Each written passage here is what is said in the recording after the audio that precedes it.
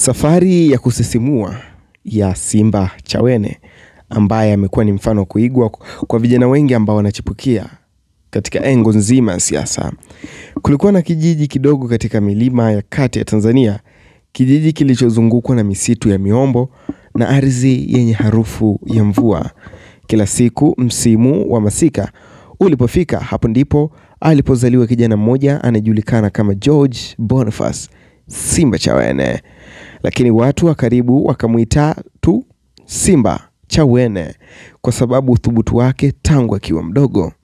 George alikuwa katika mazingira ya maisha ya kawaida ya kijijini, kukimbia na wenzake kwenye mabonde, kuchunga mifugo ya familia na mara nyingi kukaa na wazee akisikiliza simulizi za kale kuhusu viongozi wa Afrika, uhuru, nguvu ya elimu. Kila mmoja na wazee wale alinena jambo moja: elimu ndio funguo. Kijana akiwa nayo hakuna mlima utakaozidi nguvu zako. Kauli hiyo ikaamka moyoni. Alipoanza shule alionyesha nidhamu ya ajabu, ya bidii isiyoisha. Hakuwa mtoto wa kupenda maneno mengi, lakini kazi zake darasani zilizungumza zenyewe. Walimu walimuita mtulivu, mwenye akili ya kupambana na mambo. Alipomaliza elimu ya msingi na sekondari, safari yake ikampeleka kusoma sheria kupitia Open University of Tanzania. Akichanganya elimu na majukumu ya maisha bila kuchoka, ndipo sauti ya siasa ikampigia hodi. Mwaka 2015 jamii ya Kabakwe ilianza kumuona kijana huyu kama mtu wa kuamini. Waliona nidhamu yake, busara yake na uwezo wake wa kutatua migogoro midogo ya kijamii. Wakamchagua kuwa mbunge wa Kibakwe. Hapo ndipo safari ya urasini na utumishi wa umma ilipoanza rasmi. Kwa mara ya kwanza aliingia bungeni akiwa na hamu ya kusikiliza zaidi kuliko kuzungumza, kujifunza zaidi kuliko kufundisha. Lakini muda si mrefu serikali ilianza kumuona kama mtu anayeweza kubeba majukumu makubwa. Akateuliwa kushika nyadhifa mbalimbali za uwaziri, mara katika utumishi wa umma, mara katika TAMISEMI, mara katika mambo ya ndani. Kila nafasi ikawa ni changamoto tofauti. Kila wizara ya mambo ya ndani watu walimjua kama kiongozi mwenye sauti nzito lakini utulivu, anayezungumza kwa msimamo na kutamka maneno yanayojenga heshima kwa taasisi za usalama. Mara nyingi aliambiwa kijana kwamba amani ya nchi ni kama yai, ukishika vibaya litapasuka. Kulikuwa na nyakati ngumu pia, vipindi vya shinikizo la siasa, lawama, uchambuzi mkali kutoka kwa vyombo vya habari. Lakini kama alivyosema Simba, aliozoea misitu, hakuwahi kukimbia kivuli chake. Kila changamoto alikubaliana nayo kwa busara na ustahimilivu.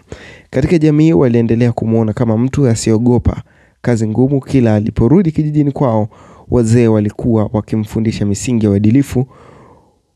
Walimwangalia kama fahari. Kijana wao alikuwa sasa miongoni mwa sauti kubwa katika uongozi wa taifa. Na hata leo safari yake bado inaendelea, safari ya utumishi, uadilifu, na kwamba Tanzania inaweza kuwa bora kupitia sheria, utawala bora na amani. Simulizi hii ya Simba Chawene nitakuletea katika doti ya kwanza mpaka doti ya mwisho, alipotokea, mambo mengi aliyopambana nayo mpaka hivi sasa. Boniface Simba Chawene. Mwanzo wa elimu yake. George Simba Chawene alizaliwa tarehe 5 Julai mwaka 1968. Kwa upande wa elimu alisoma sheria na kupata shahada kwanza ya LLB kupitia Open University of Tanzania. Safari ya kisiasa na utumishi wa umma.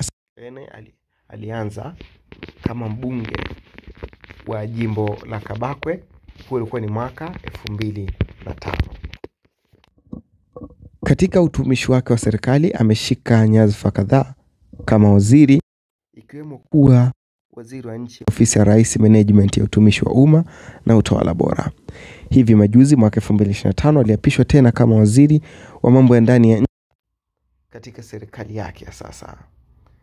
Mbinu na maendeleo ya msukumo wa kiongozi huyu Simba Chawene. Simba Chawene anaonekana kama kiongozi mwenye msimamo wa kuendeleza utumishi wa umma, utawala bora, utekelezaji wa sera. Hivi karibuni kutoa wito wa wananchi, hasa vijana, kuhakikisha wanaheshimu amani na kuchangia utulivu wa nchi. Pia inaonekana ana jukumu kubwa katika kusimamia masuala ya serikali za mitaa, rasilimali watu na usimamizi wa serikali kupitia wizara yake. changamoto na mazingira ya siasa. Kwa kuwa amehudumu katika wizara nyeti na maeneo ya utendaji muhimu, kwa mara ya kwanza amekuwa akitishwa na kuhojiwa na vyombo vya habari na vyombo vya dola pale swala linapozua mjadala, jambo ambalo ni sehemu ya changamoto ya kuongoza wizara katika mazingira ya kisiasa. Hata hivyo, wapinzani wa chama, vyombo vya habari, wanaharakati mara nyingine kutetea juu ya maamuzi yake, jambo ambalo Simbachawene mwenyewe huwa anajadili au kujibu hadharani. Umuhimu wake wa taifa. Simbachawene ameonekana kama mmoja wa wanasiasa waliopewa nafasi kubwa katika serikali, na kupitia nafasi zake amekuwa mkazo kwenye usimamizi wa rasilimali watu na huduma za umma, utawala bora, ufanisi wa serikali, kuhakikisha amani na utulivu wa ndani, hasa pale nchi inapitia mabadiliko kwenye uchaguzi, kuleta sera zinazolenga maendeleo ya jamii kwa ujumla. Hadithi ya George Simbachawene ni simulizi ya mtu aliyejipanga kuhakikisha anachukua mafunzo na kutoa huduma kwa taifa bila kuogopa changamoto. Amevuka kazi nyingi, kutoka kwa mwananchi wa sheria hadi mbunge kisha waziri, na hapo bado safari yake inaendelea. Hii ni Usiku TV. Subscribe ili uweze kupata simulizi hizi kila wakati na kila muda. Asante.